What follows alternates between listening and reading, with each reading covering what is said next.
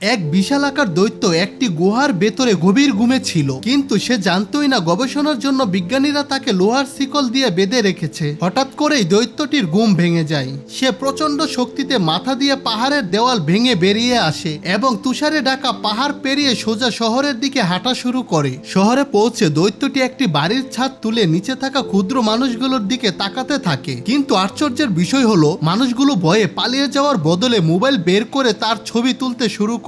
এমনকি একজন তো আরো এক ধাপ এগিয়ে গেল। সে ভাবলো দৈত্যটির সঙ্গে একটা সেলফি তুলবে, কিন্তু সে বুঝতেই পারেনি পরের মুহূর্তে তার জন্য কি অপেক্ষা করছে। দৈত্যটি সোজা তাকে খেয়ে ফেলে। পরিস্থিতি নিয়ন্ত্রণে আনতে সঙ্গে সঙ্গে যুদ্ধবিমান ও সেনাবাহিনী সেইখানে পৌঁছে যায়। তাদের ধারণা ছিল মাত্র দুটো ক্ষেপণাস্ত্রই এই দৈত্যকে শেষ করে দেওয়ার জন্য যথেষ্ট, কিন্তু দৈত্যটিকে তারা যতটা দুর্বল ভেবেছিল বাস্তবে সে ছিল তার চেয়েও বেশি ভয়ঙ্কর। দৈত্যটি একটি বিদ্যুতের খুঁটি তুলে এমন জোরে ছুঁড়ে মারে যে মুহূর্তের মধ্যে একটি যুদ্ধবিমান আকাশ থেকে ছিটকে পড়ে। এরপর বিপুল সংখ্যক পুলিশ ও সেনা পুরো এলাকা ঘিরে ফেলে। দৈত্যটির উপর একের পর এক ভারী অস্ত্র দিয়ে প্রচন্ড হামলা চালানো হয়, কিন্তু তাতেও কোনো লাভ হয় না। তার চামড়া যেন ইস্পাত দিয়ে তৈরি। এত আক্রমণের পরও তার শরীরে সামান্য আঁচড় পর্যন্ত পড়ল না। ঠিক তখনই দুয়ার ভেতর থেকে বেরিয়ে আসে আরো এক দৈত্য। তবে এই দৈত্যটি ছিল অনেক বেশি শান্ত ও বুদ্ধিমান। সে মানুষের সঙ্গে যুদ্ধ করতে চায়নি, বরং নিজের সঙ্গীকে থামাতে সে এখানে এসেছিল।